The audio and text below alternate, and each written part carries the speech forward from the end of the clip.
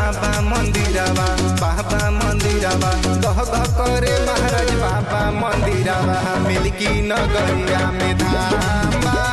गह गह करेला बाबा मंदिरवा मिल्की नगरिया में धाम बा।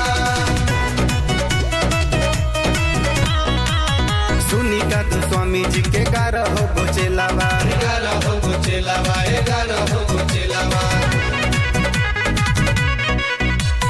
सबसे दुलरुआ जहाँ लागेला मेलावा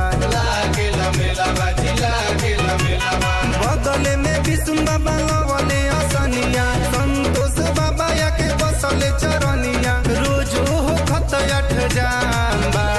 गह गह करे स्वामी बाबा मंदिरवा गह गह करे महाराज बाबा मंदिरवा मिल्की नगरिया में धाम बा। गह गह करेला बाबा मंदिरवा मिल्की नगरिया में धाम बा।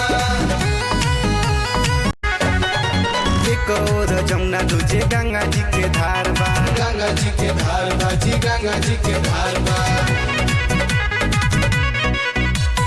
बिचवा में दोबा जहाँ लागल दरबार बा जाला ना निराश केहू बाबा के चरण से अन धन मांगे जमन मिले यहाँ मन से बिगड़ल बनत यहाँ काम बा।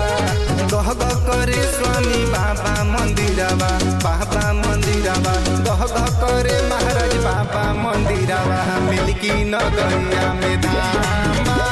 गह गह करेला बाबा मंदिरवा मिल्की नगरिया में धाम बा। चढ़े पर शादी यहाँ मिलेला भभूतिया